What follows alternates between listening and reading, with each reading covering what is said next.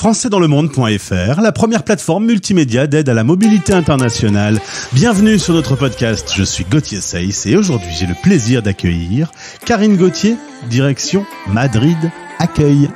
Françaisdanslemonde.fr, le podcast. Hablo espagnol, Karine?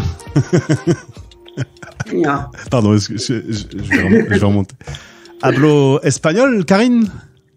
Si, un poco. Un poco.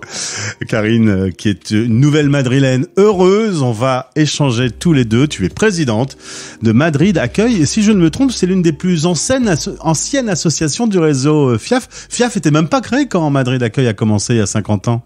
Exactement, on a fêté les 50 ans de Madrid Accueil cette année. Madrid Accueil a été fondé en 1973 et c'est l'une des plus anciennes, c'est l'un des plus anciens accueils dans le monde. Alors avant de parler de Madrid, retour à Paris, c'est là tu es originaire de cette capitale française, tu y fais tes études puis tu travailles pendant 25 ans, tu es responsable com dans la gestion d'actifs dans un grand groupe, ça se passe plutôt bien, logiquement ta vie aurait dû rester une vie de parisienne, tu as un mari et 4 enfants. Mais en 2021, monsieur a une proposition, une opportunité professionnelle à Madrid. Vous aviez prévu de partir, de vivre l'aventure de la mobilité internationale? C'était prévu? Alors, on s'était posé plusieurs fois la question, mais avec les études des enfants, notamment des 2 grands, c'était un peu compliqué. Et puis cette opportunité à Madrid, on s'est dit, c'était un choix de vie. On s'est dit, on le fait maintenant parce que sinon on ne le fera jamais. Donc, ça a été vraiment un choix de vie. Alors, en l'occurrence, les 2 grands-enfants, eux, vivent leur vie, l'un à Paris, l'autre à Amsterdam. Vous êtes partis avec les 2 plus jeunes. Vous arrivez, toi, tu quittes donc ton boulot, tu prends un congé sabbatique d'1 an. Il y a le Covid, du coup, les enfants sont à la maison. Le démarrage est pas fantastique. C'est le moins qu'on puisse dire. Le démarrage a été un petit peu compliqué, donc il a fallu trouver ses marques. Tu arrives dans un pays d'accueil, tu parles pas la langue, tu te retrouves à la maison, tu as arrêté de bosser, donc effectivement ça a été un petit peu compliqué. Tu m'as dit, je me suis senti perdu. Oui, je me suis sentie, pendant quelques mois, je me suis sentie réellement perdue. Et résultat, quand monsieur rentre autour de l'apéro, on parle sérieusement du retour en France? Pas du tout, on se parle même plus. Ah ouais, non, c'était tendu. Alors, plus que perdu, c'était tendu. C'était assez tendu. Ah ouais. Ah, tu regrettais quasiment ta décision.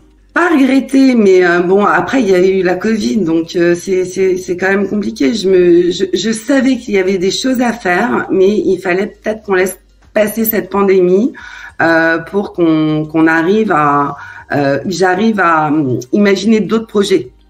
J'avais vraiment envie d'autres projets de vie et il fallait vraiment qu'on laisse passer la pandémie. Et comme le soleil qui se lève à l'horizon, un jour, tu rencontres Madrid Accueil. Ça va beaucoup aider ton intégration dans la capitale espagnole. Ça va changer ton expatriation. Ah bah complètement. J'ai pianoté, j'ai trouvé Madrid Accueil, j'ai été super bien accueillie. Et de là, j'ai vu qu'il y avait des ateliers pour épanouissement personnel et professionnel. J'ai décidé de m'inscrire. Ça a changé beaucoup de choses en moi et en même temps, ça m'a permis aussi d'avoir envie de m'investir dans cette association qui porte l'accueil vraiment avec un grand A.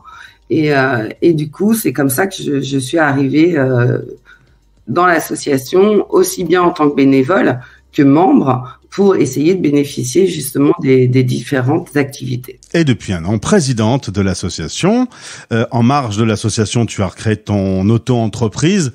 Le fait d'avoir travaillé longtemps et d'être retrouvé comme ça, sans boulot, ça t'allait pas. Il fallait que tu retrouves une activité. Ah mais c'est clair, je peux pas. En fait, je me suis aperçue au moins une chose, c'est que je ne peux pas être inactive pour mon épanouissement personnel. Aujourd'hui, il y a 347 familles qui font partie de Madrid Accueil. 120 nouveaux cette année. À mon avis, la présidente doit être fière que cette association soit aussi dynamique. Oui, pas que la présidente, c'est vraiment toute l'équipe. On est vraiment super fiers parce que on reçoit que des témoignages sympathiques, comme quoi on est super énergique et on donne envie en fait aux familles, aux personnes d'adhérer. Alors aujourd'hui, c'est la plus grosse asso de Madrid. Si vous débutez votre expatriation dans cette capitale, contactez-les de notre part. Il y a un site internet qui est très bien fait. D'ailleurs, on va s'intéresser à l'onglet Vivre à Madrid, puisque c'est le sujet du jour, Karine. 1% des habitants de Madrid sont des expatriés français, ce qui en fait à peu près 30 000. C'est quand même pas mal. On a préparé cette interview, je t'ai demandé les choses qui étaient pas terribles. T'as pas vraiment trouvé... on peut dire que tu t'es bien intégré aujourd'hui. Ah bah complètement. Moi, j'ai plus envie de partir. Pour le moment, notre vie, elle est ici. Après, on verra demain. Mais on est complètement épanouis. Alors, par exemple, on a évoqué un sujet, le début de journée à Paris. On ouvre la fenêtre, on a le ciel gris et le bruit des klaxons. Le décor est différent aujourd'hui.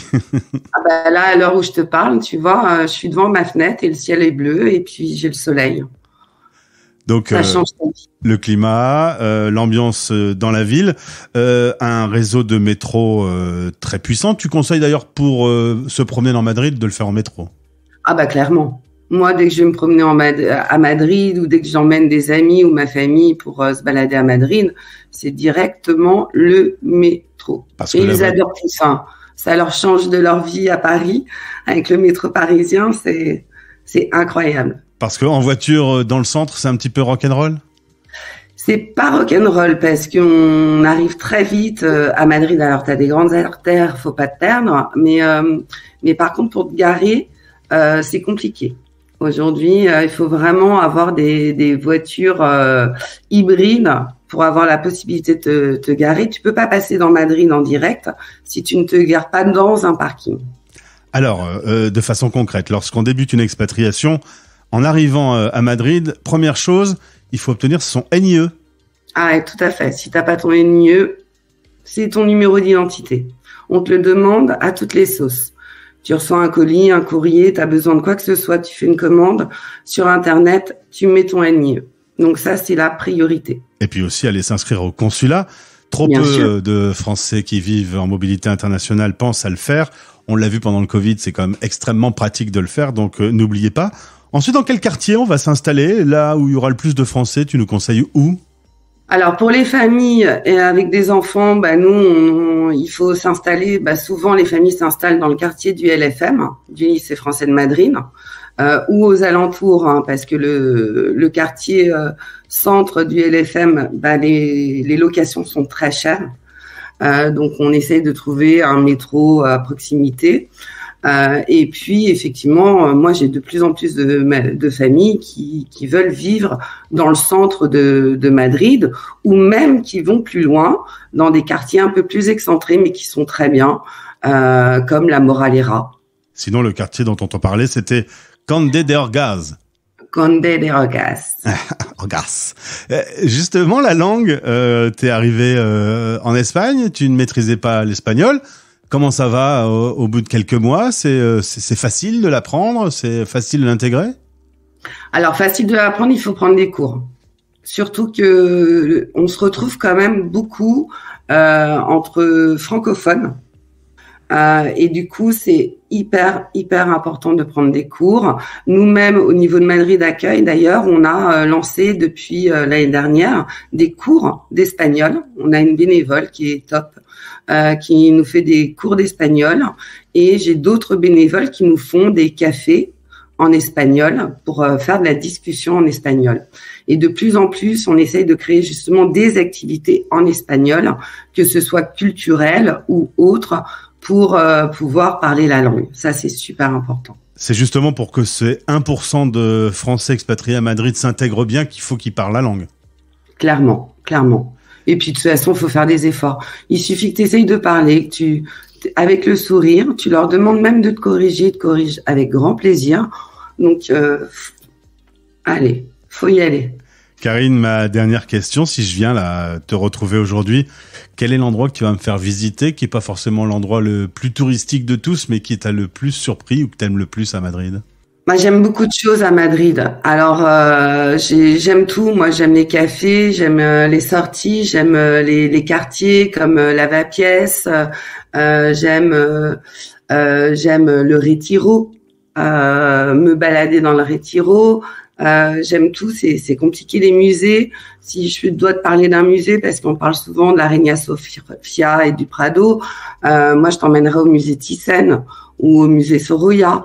Voilà, il y a tout à voir à Madrid. Alors, d'ailleurs, sur le site, on vous dit vivre à Madrid, n'hésitez pas, on vous fait la totale sur tous les quartiers, les musées. Faut dire que le climat, la culture, le coût de la vie, la distance, la proximité avec la France aussi, qui permet de rentrer facilement.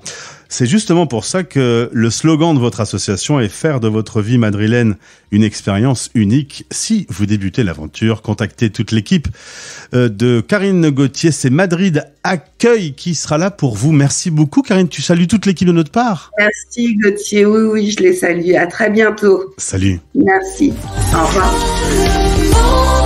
Françaisdanslemonde.fr